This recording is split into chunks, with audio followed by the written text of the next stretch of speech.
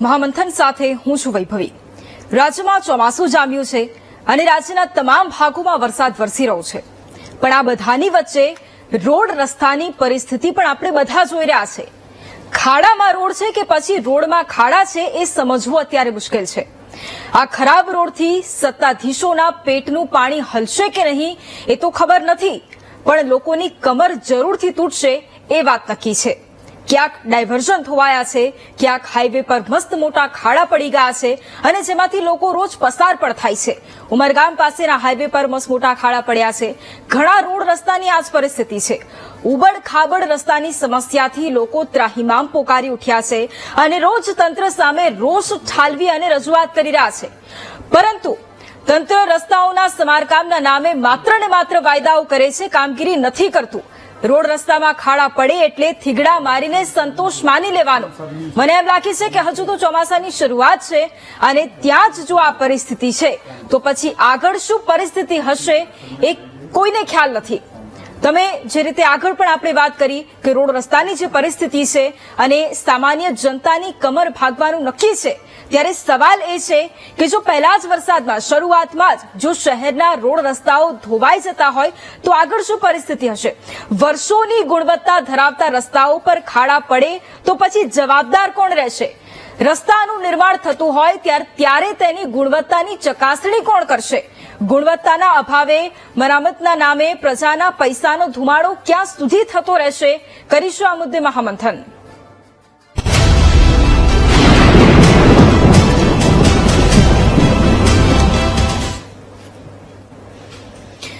અને સવાલ એ જ, કારણ કે રોડ રસ્તાની એ પરિસ્થિતિ અત્યારે આપણે જોઈ રહ્યા છે। અલગ અલગ હાઈવેના એ દ્રશ્યો આપણે જોયા હશે, તમારા શહેરમાં પણ જે પરિસ્થિતિ હશે આપ રોજ જોતા હશો।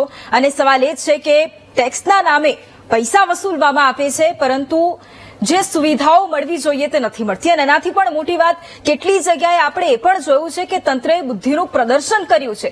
કેટલી જગ્યાઓ એવી છે, કેટલાય રોડ રસ્તા એવા છે કે જ્યાં આપણે ચાલુ વરસાદની અંદર ડામર પથરાતા પણ જોયો છે। આ બધા જ મુદ્દાઓ પર ચર્ચા કરવી જરૂરી છે, કારણ કે પ્રજાની કમર તૂટે છે, પ્રજાના પૈસા ટેક્સના રૂપે વસૂલવામાં આવે છે, પરંતુ તેમને સુવિધાઓ નથી મળતી। અને એટલા જ માટે ચર્ચાની શરૂઆત કરવી છે। ચર્ચા માટે આપણી સાથે હાલ કોંગ્રેસના મીડિયા કોઓર્ડિનેટર જોડાયા છે, હિમાંગભાઈ રાવલ। હિમાંગભાઈ, સૌથી પહેલા તો સ્વાગત છે આપનું મહામંથનમાં। આપણી સાથે ઇન્ફ્રાસ્ટ્રક્ચર એક્સપર્ટ જોડાયા છે સુગીત પાઠકજી। સુગીતજી, આપનું પણ સ્વાગત છે મહામંથનમાં। સૌથી પહેલા હિમાંગભાઈ સવાલ આપને, કારણ કે સ્વાભાવિક રીતે અમદાવાદની વાત નહીં, પરંતુ ઘણી બધી જગ્યાએ આપ જતા હશો અને અત્યારે પણ સમગ્ર રાજ્યભરની વાત કરીએ તો હું એવું માનું છું કે એક અઠવાડિયામાં કદાચ ઘણી બધી જગ્યાની તમે મુલાકાત લીધી હશે, એટલે રોડ રસ્તાની પણ હાલત જોઈ હશે। એટલે સૌથી પહેલા તો આપની પાસેથી મારે એ જ જાણવું છે કે એ રોડ રસ્તાની હાલત કેવી છે? આપ જયારે જાઓ છો, ઘણા લોકો આપને રજૂઆત પણ કરતા હશે આ મુદ્દે, શું પરિસ્થિતિ છે ગ્રાઉન્ડ લેવલ પર? વૈભવી, સમગ્ર ગુજરાતની અંદર રોડ રસ્તાની ગ્રાઉન્ડ લેવલની જે પરિસ્થિતિ છે એ ખૂબ જ દુઃખદ પરિસ્થિતિ છે। અને તમે આજે જ એક સમાચારોમાં જોયું કે વડોદરાની અંદર ખરાબ રોડ રસ્તાના લીધે એક રિક્ષા ડ્રાઈવરની રિક્ષા ઊંધી પડી અને 39 વર્ષના એક વ્યક્તિ જે યુવાન છે એનું કરુણ મોત થયું। ગુજરાતની અંદર એનસીઆરબી નો ડેટા છે, એના મુજબ છેલ્લા એક વર્ષની અંદર 100 થી વધારે લોકો એ ખરાબ રસ્તાના કારણે મૃત્યુ પામ્યા છે। ઈજા તો ઘણા લોકો થયા છે, એ વાત તો અલગ જ છે। આપણે નાના નાના રોડ રસ્તાની વાત ભૂલી જઈએ, પણ સિગ્નેચર બ્રિજ જે દ્વારકાની અંદર બનાવવામાં આવ્યો હતો, જેનું વડાપ્રધાન શ્રી નરેન્દ્રભાઈ મોદીએ ઉદઘાટન કર્યું હતું, આ બ્રિજ જે છે એ જ પહેલા વરસાદની અંદર એ બ્રિજની અંદર પણ ખાડા પડી ગયા એવી પરિસ્થિતિ છે। અને ગુજરાતની અંદર અમદાવાદની અંદર જ એકમાત્ર છેલ્લા 4 વર્ષની અંદર 20,000 થી વધારે ખાડાની ફરિયાદો છે અને 300 થી વધારે મોટા ભૂવાની ફરિયાદો છે। સમગ્ર ગુજરાતની અંદર ગયા વર્ષે 30,000 ફરિયાદો એ મોટા ખાડા પડ્યાની હાઈવેની જે આધિકારિક રીતે આપવામાં આવી હતી।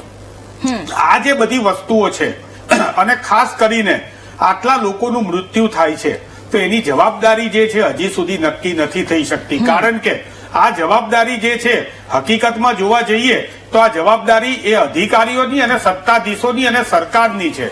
કારણ કે આ એક પ્રકારની ગુનાહિત બેદરકારી છે અને ગુનાહિત બેદરકારી માટે શા માટે સત્તાધીશોને આજ સુધી કોઈ જગ્યાએ સસ્પેન્ડ નથી કરવામાં આવ્યા? કોઈ અધિકારીને એવો કોઈ દાખલો ભારતીય જનતા પાર્ટીની સરકારે એ કોઈ જગ્યાએ આપેલો નથી. જ્યારે પણ રોડ રસ્તાની વાતો આવે, હું તમને એક એક્ઝામ્પલ આપું કે ભાઈ અત્યારે સરસ મજાના વ્હાઇટ ટોપિંગ રોડની વાત આવે છે, તો વ્હાઇટ ટોપિંગ રોડ બનાવી દેવામાં આવે છે. આ એક પ્રકારની આ વાતાવરણ દર વખતે હોય છે. વ્હાઇટ ટોપિંગ રોડ બનાવ્યો પછી ખબર પડી કે સરકારના માનીતા ઉદ્યોગપતિએ કીધું કે ભાઈ આની અંદર તો અમારે લાઈન નાખવાની રહી ગઈ છે ફાઈબર ઓપ્ટિકની, એટલે ફરીથી પાછું ખોદી લો એટલે પાછું ખોદી લે. વળી પાછો બીજો ફોન આવ્યો કોઈ બિલ્ડરનો કે ભાઈ અમારે ત્યાં બિલ્ડિંગ છે, ત્યાં પાણીની લાઈન નાખવાની રહી ગઈ છે, ફરી પાછું ખોદી લો. વળી ઇલેક્ટ્રિકની લાઈન નાખવાની રહી ગઈ છે, ખોદી લો. આમ આખા રોડને જે છે એ આખા દિવસો આવા જે હતા એની અંદર સૌથી પહેલા તો ખોદીને બગાડવામાં આવે છે. પેલું ગોતી લો ગીત છે ને એની જગ્યાએ ખોદી લો ચાલે છે. અને આવું એ સતત થયા કરે છે. મને યાદ છે ગયા વર્ષે હર્ષભાઈ સંઘવીએ એક સરસ મજાની એસટી બસનું ઉદઘાટન કર્યું હતું અને આવું રકાબી લઈને આવ્યો છું.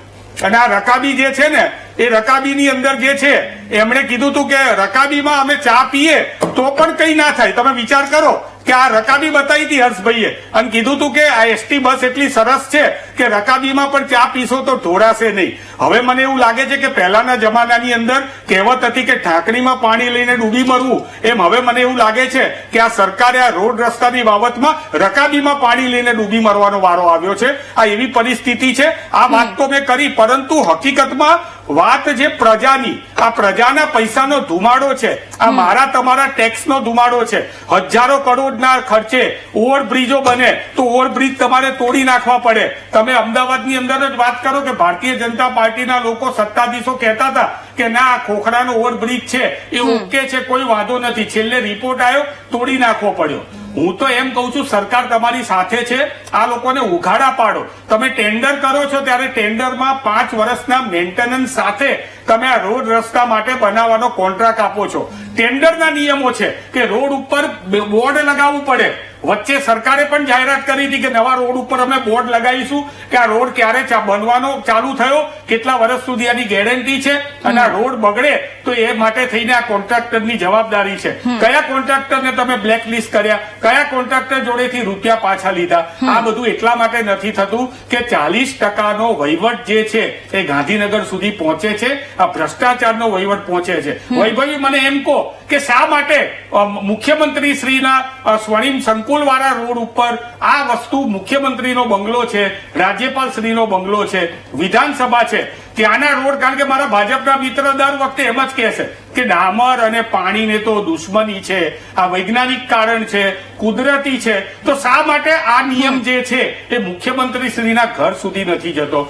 ગુજરાતની અંદર સરદાર વલ્લભભાઈ પટેલ અમદાવાદના મેયર હતા ત્યારના કોટ વિસ્તારમાં રોડો બનેલા છે, એને કઈ નથી થતું? એમાં નથી ખાડા પડતા? એમાં કોઈ તકલીફ નથી પડતી? શા માટે આ નવા બનેલા રોડની અંદર જ થાય છે? અને જો આવું થતું હોય તો સરકારે પહેલા તો જે લોકો રોડ અકસ્માતમાં મૃત્યુ પામે છે એને કમ્પન્સેશન આપવું પડે, અને આ રોડ જ્યાં સુધી સારા ના થાય ત્યાં સુધી પ્રજાનો ટેક્સ લેવાનો બંધ કરવો. બિલકુલ, આપણી સાથે ભાજપ નેતા સ્નેહલભાઈ જોશી પણ જોડાયા છે, એટલે એમને જ હું આ મુદ્દે સવાલ કરીશ. સ્નેહલભાઈ, સૌથી પહેલા તો સ્વાગત છે આપનું મહામંથનમાં. અને આખી વાત હેમાંગભાઈની આપણે સાંભળી, એમણે પરિસ્થિતિ બતાવી, એ બધી જ વાત એમણે કરી.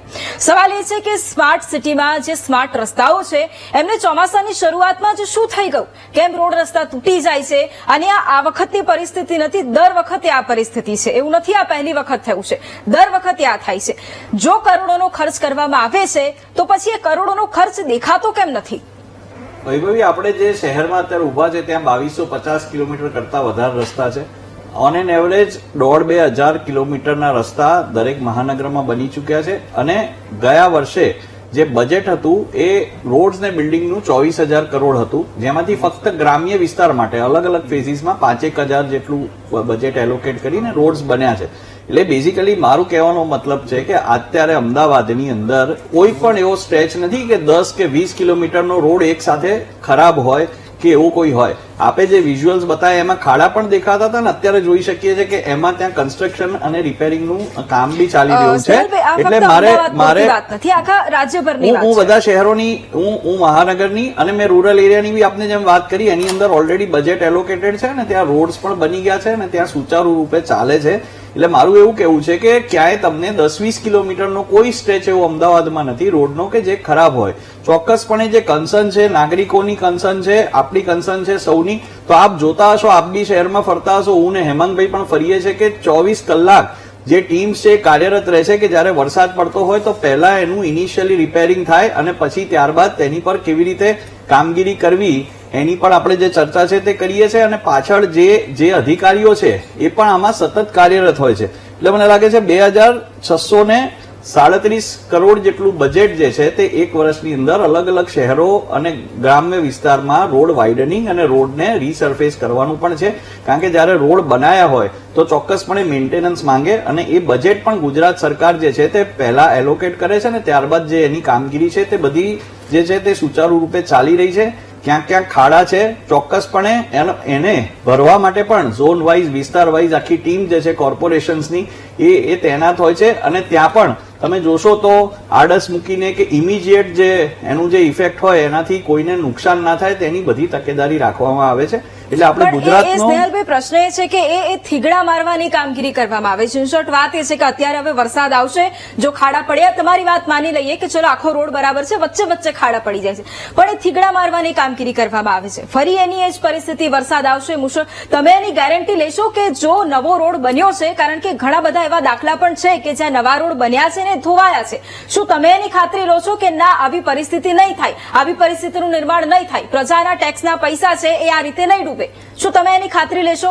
જો બેન પ્રજાના પૈસાની જો તમે વાત કરો ને તો ચોક્કસપણે જે પણ પૈસા છે ને એ ખૂબ જ કાળજીપૂર્વક વપરાય છે. પહેલા તો તમને ખબર છે જયારે ભારતીય જનતા પાર્ટી નથી ત્યારે તો એક વર્ષે આવે ત્યાં મેટલનો ઢગલો કરી જાય 5 વર્ષ પછી આવે પછી રેતીનો ઢગલો કરી જાય એવા અનેક કિસ્સા જોયા છે. એના પર હું ચર્ચા એટલે નથી કરતો કારણ કે મને મારા મિત્રના પછી બધા કહેશે કે તમે પાસ્ટમાં ના જાઓ. હું વર્તમાનમાં રહીને વાત કરું. તમે જે કીધું પૈસાનો વેડફાટ એટલે નથી થતો કે આ જે પણ એલોકેટેડ બજેટ છે એના પ્રમાણે અત્યારે રોડ રસ્તા બ્રિજીસ છે. આપણે અમદાવાદમાં બેઠા છે તો 94 કરતા પણ બ્રિજીસ ને અંડરપાસીસ અત્યારે ચાલી રહ્યા છે. જે જગ્યાએ પ્રોબ્લેમ છે તે જગ્યાએ કોઈક કન્સ્ટ્રક્શન ચાલુ હોય અથવા તો કોઈક પાઇપલાઇનનું લીકેજ હોય કે એવી કોઈ ટેકનિકલ ખામી હોય તો જ એ જગ્યાએ પ્રોબ્લેમ થાય છે.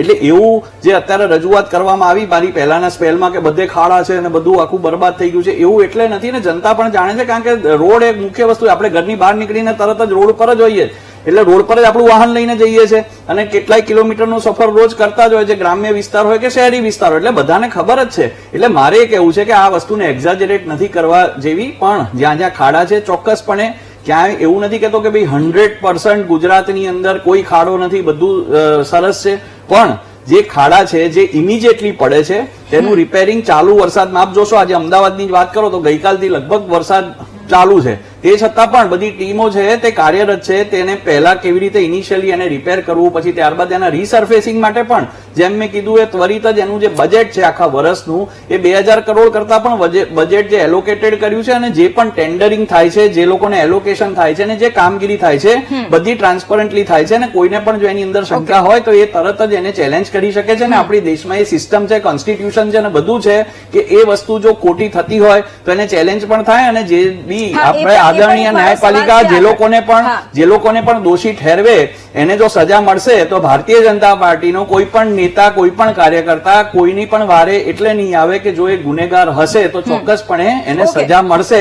પણ અમારી જે ફરજ છે એ અમે 100% નિભાવવાનો પ્રયાસ કરીએ છીએ. ક્યાંક ક્યાંક ત્રુટી રહી જતી હોય છે ક્યાંક ક્યાંક ટેકનિકલ ખામીના લીધે કોકની કદાચ નાની મોટી તકલીફ રહી જતી હોય છે તો એ પણ જલ્દીથી જલ્દી કેવી રીતે સોલ્વ થાય એ અમારા ત્યાંના ચૂંટાયેલા પ્રતિનિધિ આપ જોશો તો એ સતત જ લોકોની વચ્ચે હશે. પાણી ભરાય ત્યારે પણ અને આ પ્રકારની રિપેરિંગ ચાલતું હોય ત્યારે પણ એ લોકો જોડે ને જોડે જ હોય છે. જી ઓકે હેમાંગભાઈ શોર્ટમાં આપનું રિએક્શન. ના વાંધો નથી. સ્નેહલભાઈએ સ્વીકાર્યું કે ખાડા છે.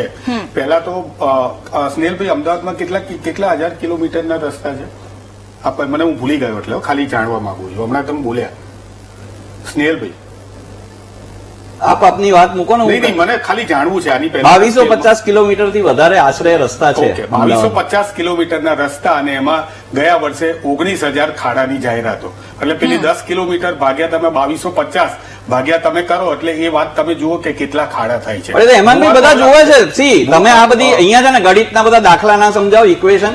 તમે છે ને એક વસ્તુ સિમ્પલ કહું છું કે આ જે અમદાવાદની જનતા છે એ અહીંયા જોવે છે, સુરતની જનતા જોવે છે, બરોડાની જનતા જોવે છે, બધા મહાનગરોની જનતા જોવે છે કે કેટલા ખાડા છે અને ક્યાં કેટલું રિપેરિંગ થાય છે. એટલે જો તમારી વાતને પ્રૂવ કરવા માટે તમારી વાત, તમારી ચેલેન્જ આપવાની, અરે જનતાની ચેલેન્જ હશે તો ભાઈ તમારી ચેલેન્જ તમારી પાસે રાખો. મારે જનતા મારા માટે સર્વોપરી છે ભાઈ, એટલે જનતાને પ્લીઝ ભરમાવે એ બધી વાતો તો ના કરો. એટલીસ્ટ અહીંયા આવીને તમે જેટલી જનતાને ભરમાવો તો ના કરો. આ નાટકીય બધું શું થયું? અરે ભાઈ બટાકામાંથી સોનું બનાવવાનું, બટાકામાંથી સોનું બન્યું કે નહીં? તમારા બટાકામાંથી સોનું ક્યારે બનશે? અરે આ બધું છોડો ને ભાઈ. આ તમે બધું આ પાર્લામેન્ટમાં આવું બધું કરજો. તમારા બધા નેતાઓ પાર્લામેન્ટમાં આવું જ કરે છે. અહીંયા ટાઈમ ના બગાડો. જનતાના પૈસા, જનતાનો સમય પાર્લામેન્ટમાં તો બગાડો છો, અહીંયા પણ તમે બગાડો છો. આ શું નાટક લઈને આવ્યા છો ભાઈ? 100 વર્ષ લોકો મહિનામાં વર્ષમાં 100 લોકો મરી ગયા ખાડામાં. ખબર પડે છે તમને? અને તમે અત્યારે મજાક સુને છે તમને? ભાઈ તમને ખ્યાલ આવે છે હું જે કહેવા માંગુ છું? મેં તમને એટલું જ કીધું કે 2250 કિલોમીટર. અરે ભાઈ તમે ગુણાકાર ભાગાકારમાં ના પડો. ખાડા એટલા બધા નથી, ખાડા નથી એટલા બધા નથી. હું છે સ્વીકારું છું ભાઈ. તમે બધા ગણિતના દાખલા અહીંયા ના ગણાવો, બધા ઉઠા પડાવવાનું કામ અહીંયા ના કરો. એ તમારા ત્યાં જઈને કરજો. 155-303 એના ઉપર ફરિયાદો આવેલી છે એની વાત કરી મેં. તમને ખબર તો નથી? તમે પેલા ખાડા ભાઈ તમે મને કેટલી ખબર છે ના ખબર છે એમાં ના પડો. 30,000 ફરિયાદો આવી છે ખાડાની સમગ્ર ગુજરાતની અંદર. અરે પણ રોડ બનાવ્યા છે એટલે ભાઈ સાંભળો, અરે ભ્રષ્ટાચારથી તમે લોકોએ ડૂબી ગયા. ખોટી વાત છે. તમે તો ભ્રષ્ટાચારમાં એકો છો. A to Z લખાય કોંગ્રેસની, ABCD કરો ને ભાઈ તો A to Z લખાય. તમે બધી વાતો ના કરો. ભ્રષ્ટાચાર તમારા મોઢેથી શબ્દ સારો નથી લાગતો. તમે તો યુનિવર્સિટી છો. અરે ભાઈ મને ખબર છે કે નહીં, તમે કોઈ એપ્રુવિંગ ઓથોરિટી નથી. આજે ચર્ચા છે મને લાગે આ પ્રજા માટેની ચર્ચા છે. અરે એ બધામાં તમે સમય વેસ્ટ કરે છે વૈભવી બેન. આ ભાઈ સમય વેસ્ટ કરે છે, બીજું કશું નથી કરતા. સમય વેસ્ટ કરે છે, સમય બગાડી રહ્યા છે બધાનો. સમય બગાડી રહ્યા છે ભાઈ બધાનો. સમય બગાડી રહ્યા છે બધાનો.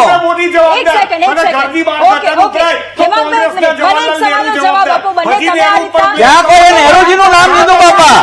કોઈએ નહેરુજીનું નામ ક્યાં લીધું? મેં તો અમારી જ વાત કરી. તમે તમારી વાત નથી કરી શકતા. તમારી કઈ સરકાર નથી ગુજરાતમાં. અમે તો અમારી જ વાત કરી ભાઈ. નહેરુજીની વાત ક્યાં કરી? આદરણીય નહેરુજીની વાત ક્યાં કરી? મને નથી લાગતું કે પ્રજાને એમના પ્રશ્નનો જવાબ મળી રહ્યો છે. મને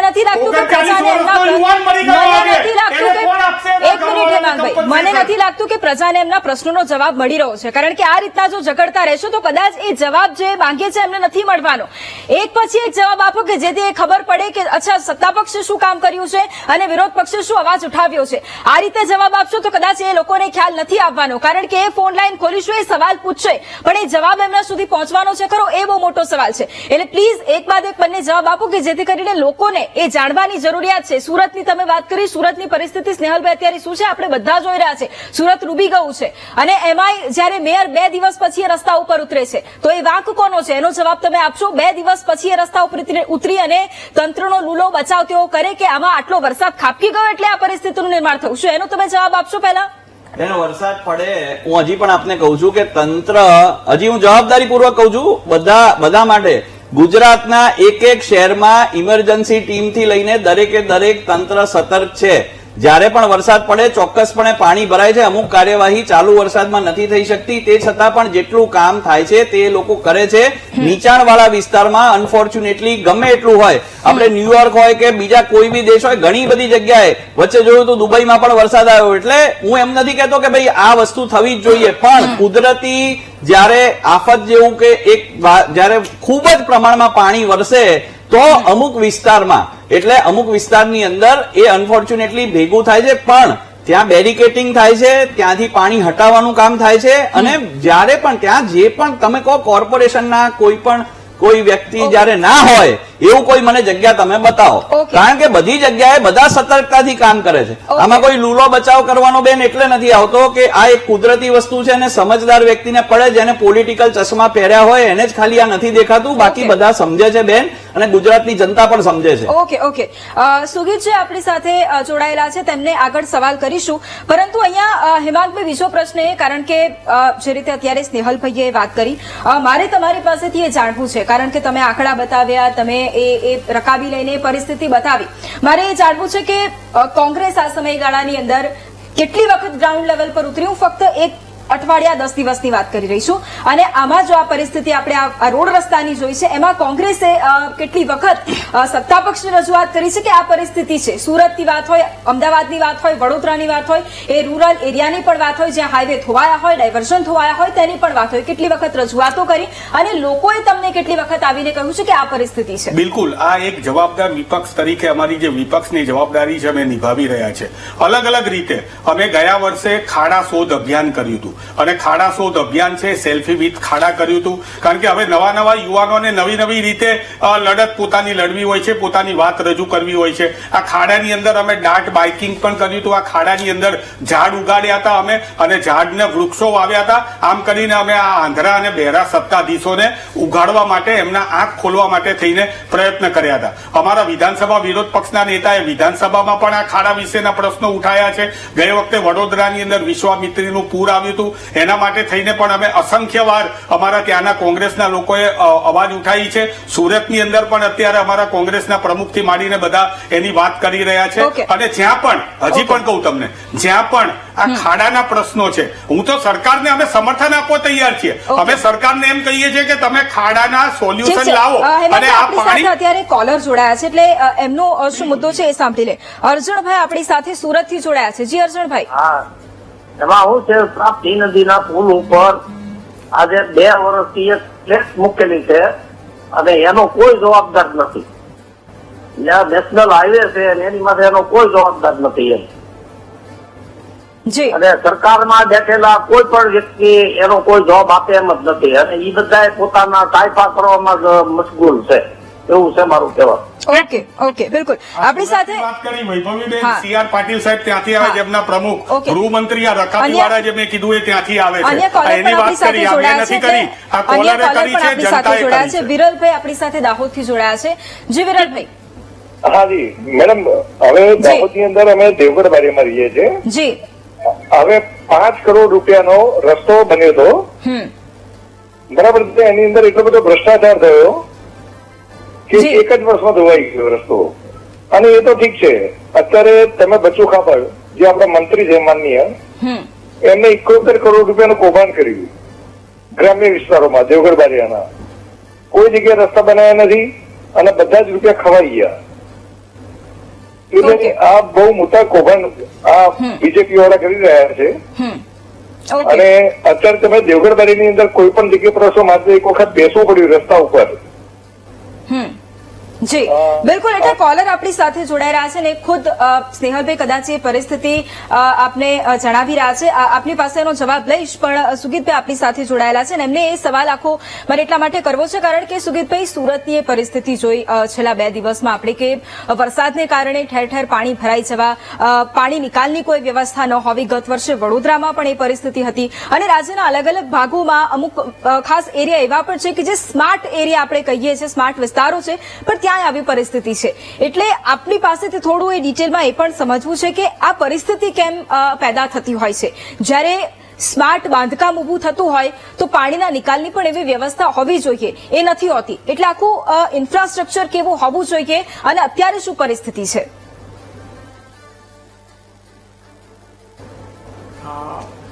જુઓ, હવે આમાં મારું એવું કહેવું છે કે જ્યાં આગળ ઇમારતના પાયામાં તકલીફ હોય ને, ત્યાં આગળ મજબૂત ઇમારત આપણે નહીં વિચારી શકીએ. જેમ કે હું સુરતની પરિસ્થિતિની વાત કરું તો જ્યારે પણ ટીપી સ્કીમો બને છે ત્યારે ઘણી બધી એવી જગ્યાએ ટીપી સ્કીમ બને છે કે જ્યાં આગળ પહેલા તળાવ હોય, ખાડી વહેતી હોય, કે કોઈ પણ પ્રકારના જળ સ્ત્રોતો હોય, કે પછી વેટલેન્ડ હોય, ત્યાં આગળ ટીપી સ્કીમોની અંદર રસ્તાઓ પ્રપોઝ કરવામાં આવે છે. એટલે રસ્તાઓ બન્યા પછી પરિસ્થિતિ એવી ઊભી થાય છે કે ત્યાં આગળની નીચેની જે જમીન હોય તે જમીનની અંદર માર્શી લેન્ડ હોવાને કારણે જ્યારે પણ થોડોક વરસાદ પડે છે ત્યારે ત્યાં આગળ તરત ખાડા પડી જાય છે. બીજી વસ્તુ કે કોઈ પણ શહેરનું પ્લાનિંગ જ્યારે આપણે કરતા હોઈએ ત્યારે એના કન્ટુર, એના જે સ્લોપ છે તે ધ્યાનમાં રાખીને પ્લાનિંગ કરવું જોઈએ. હવે ઇન્ફ્રાસ્ટ્રક્ચર ડેવલપમેન્ટ માટે જ્યારે સરકાર કામ કરે છે ત્યારે કોઈ પણ પ્રકારના સ્લોપને ધ્યાનમાં રાખીને કામ કરતું નથી. એટલે થોડોક વરસાદ પડે ત્યારે સ્ટોર્મ વોટર લાઇનની અંદર પ્રોબ્લેમ હોય છે અને પાણી ભરાઈ જાય છે. કે પાણીના ભરાવાને કારણે મોટા મોટા ખાડાઓ પડે છે. એટલે આ એક મૂળ વસ્તુ છે કે જ્યારે ટાઉન પ્લાનિંગ સ્કીમમાં કશે પણ આપણે રોડ રસ્તા પ્રપોઝ કરતા હોઈએ ત્યારે જે પણ નેચરલ વોટર બોડીઝ છે એને આપણે ટચ નહીં કરવી જોઈએ. પણ ઇન્ફ્રાસ્ટ્રક્ચર ડેવલપમેન્ટ ને નામે આપણે બધી જ જે નેચરલ વોટર બોડીઝ છે કે જે પણ કુદરતી સંપત્તિઓ છે તે બધી જગ્યાએ આપણે ઇન્ફ્રાસ્ટ્રક્ચર ઉભું કરવું છે અને બધી જગ્યાએ આપણને કોન્ક્રીટ જોઈએ છે. એને કારણે આ પરિસ્થિતિ પેદા થાય છે. બીજી વસ્તુ કે રસ્તાની ગુણવત્તા અને જે ખાડા પડે છે, સામાન્ય રીતે કોઈ પણ રસ્તા પર ખાડા પડતા હોય ત્યાં આગળ કાર્પેટ પાથરવામાં આવે છે. એટલે કાર્પેટિંગને કારણે જે વેહિકલ ખાડામાંથી પસાર થતું હોય તે વેહિકલ ટેકરા ઉપરથી પસાર થાય છે. એ પરિસ્થિતિનું નિર્માણ તો થાય છે, પણ તમે જુઓ કે સુરત હોય, વડોદરા હોય કે અમદાવાદ હોય, થોડાક નજીવા વરસાદને કારણે પણ જે રીતે વોટર લોગિંગની સમસ્યાઓ ઊભી થાય છે એનું કારણ જે ટીપી સ્કીમની અંદર જે રીતે નેચરલ રિસોર્સિસને અવગણવામાં આવે છે એનું મુખ્ય કારણ છે. હવે બીજી વસ્તુ મારે એ કહેવી છે કે જ્યારે પણ ટાઉન પ્લાનિંગ સ્કીમની અંદર કોઈ પણ ખામી છે એવું જો સરકારને લાગે તો એને તરત સુધારવી જોઈએ. આપણે ઇંગ્લેન્ડની અંદર જોઈએ તો થેમ્સ નદીના કિનારે પણ નદીની આજુબાજુ જે રિવરફ્રન્ટ માટેના પાળા બાંધવામાં આવેલા તે સરકારને જરૂર લાગી તો તોડ્યા. સાઉથ કોરિયાની અંદર સિયોલમાં પણ આપણે જોઈએ તો જ્યારે એવું લાગ્યું ત્યાંની સરકારને કે ફ્લાયઓવર બ્રિજ બાંધવા એ ભૂલ હતી તો ફ્લાયઓવર બ્રિજ તોડીને ફરી પાછી એ ખાડીઓ પુનર્જીવિત કરી. એ જ રીતે હું કહું છું કે જો આ પૂરની સમસ્યા અને રસ્તા પર વોટર લોગિંગની સમસ્યા ટાળવી હોય તો જેટલી જગ્યાએ પણ ટાઉન પ્લાનિંગ સ્કીમોની અંદર વોટર બોડીઝ પર એન્ક્રોચમેન્ટ થયા છે બધા એન્ક્રોચમેન્ટ સરકારે દૂર કરવા જોઈએ તો આનું નિરાકરણ આવશે. એટલે એ ખૂબ મજબૂતાઈથી વિચારવાની જરૂર છે સરકારે કે જે પણ નેચરલ રિસોર્સિસ છે એને એઝ ઇટ ઇઝ રહેવા દેવા જોઈએ. બધે જ ઇન્ફ્રાસ્ટ્રક્ચર ડેવલપ કરવાને નામે રસ્તા ઉભા કરવાની જરૂર નથી. બિલકુલ બિલકુલ. આપણી સાથે અન્ય કોલર પણ જોડાયેલા છે જુનાગઢથી. ચંદુભાઈ આપણી સાથે જોડાયેલા છે. જી ચંદુભાઈ. બોલો બેન. જી ચંદુભાઈ. હેલો. અન્ય કોલર. ટીવીનો અવાજ બંધ કરો. મારો પ્રશ્ન એવો છે કે જી. ભાજપના પ્રવર્તક છે ને કોઈ બી સાચું નહીં બોલે. એટલે અને રોડમાં ખાડા નથી, ખાડામાં રોડ છે બેન. ખાડામાં રોડ છે ને એટલે ભાજપના પ્રવર્તક કોઈ સાચું નહીં બોલે. ઓકે. આપણી સાથે વલસાડથી વલ્લભભાઈ પણ જોડાયા છે. જી વલ્લભભાઈ. જી ટીવીને ધન્યવાદ. અને ભાજપના મિત્રો મારી વિનંતી છે કે છેલ્લા 5 વર્ષથી રોડના ખાડાની ચર્ચા ચાલે. હું હમણાં મારે હાઈવે પર જવાનું થાય સુરત થી વાપી. હાઈવે પરના જ્યાં જ્યાં નવા લેયર મારેલા છે ત્યાં સાઈડમાં ગટરમાં પાણી જાય તેવું જ નથી. હાઈવે પર જ ઘેરાય. સાઈડો સાફ નથી, એમાં સરકારના કઈ ખર્ચ નથી, ખાલી મોનિટરિંગ કરવાનું છે.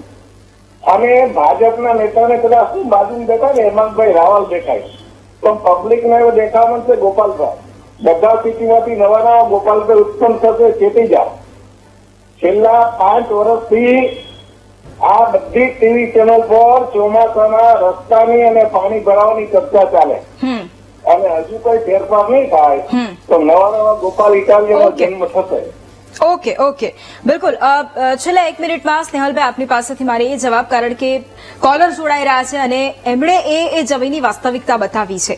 સવાલ અહીંયા એ છે કે આપે જે રીતે વાત કરી એ સ્માર્ટ વર્ક થાય છે, થીગડા મારવાનું કામ થાય છે, એ બધું જ બરાબર. જે કોન્ટ્રાક્ટરોને કામ આપવામાં આવે છે અને જો એમાં ભ્રષ્ટાચાર પકડાય છે તો એમને બ્લેકલિસ્ટિંગ કરવામાં આવે છે કે નહીં એના આંકડા પણ આપવા એટલા જ જરૂરી હોય છે, કારણ કે પ્રજાને ખબર પડવી જોઈએ, એમનો અધિકાર છે. એટલે એની ઉપર આગળ શું કામગીરી થશે? 1 મિનિટમાં જવાબ છેલ્લા. આપણે જોયું કે છેલ્લા કેટલાય સમયથી હમણાં અઠવાડિયામાં ઓન એન એવરેજ મહિનાની અંદર તમે જોશો તો એક બે જે બી ભ્રષ્ટ લોકો છે તેને પકડીને ભૂપેન્દ્રભાઈની સરકાર છે તે સજા આપે છે. આટલું સ્ટ્રિક્ટ એક્શન જે છે તે ભારતીય જનતા પાર્ટીની સરકાર લે છે. અને જે પણ મિત્રોએ ક્ષેત્રીય એમના મુદ્દા કીધા તે ક્ષેત્રની અંદર કોક જગ્યાએ જ્યાં જ્યાં બી ત્રુટી હોય છે તો ત્યાંના મારી વિનંતી છે કે ત્યાંના લોકપ્રતિનિધિને જો વાત કરે તો ત્વરિત એનો નિકાલ આવે. અને અમે લોકો આ રીતે જ કામ કરીએ છીએ અને લોકોની સાથે જ કામ કરીએ છીએ. એ જે બધી પોલિટિકલ વાતો હતી એના સિવાય હું કહું છું કે જે રસ્તા રોડ છે તે સુચારુ રૂપે શહેરોમાં અને ગ્રામ્ય વિસ્તારમાં પણ બનેલા છે. જે એની સાઇડ્સ હોય કે કોઈક જગ્યાએ કોઈક ધોવાણ થયું હોય કે કોઈક જગ્યાએ એક સાથે વરસાદ પડી ગયો હોય એના સિવાય જ્યાં જ્યાં પણ ખાડા પણ પડ્યા હોય તો આ બધા જ જે પ્રશ્નો છે 6-7 જે મુખ્ય પ્રશ્નો ચોમાસાના તેની પર સરકાર જે છે તે પ્રોપરલી એડ્રેસ કરે છે. અને જેમ મેં કહ્યું એમ ઓલરેડી એનું ફંડ એલોકેશન પણ થઈ ગયું છે. એની કામગીરી પણ ચાલે છે અને ઝોન વાઇઝ ત્યાંના જે અધિકારીઓ હોય તે એની કામગીરી સુચારુ રૂપે પણ કરે છે. જી ઓકે હેમાંગભાઈ, છેલ્લા 1 મિનિટમાં આપની પાસેથી મારી એ જવાબ, કારણ કે આપે પણ કોલરને સાંભળ્યા અને એમના જે પ્રશ્નો હતા એ પણ સાંભળ્યા.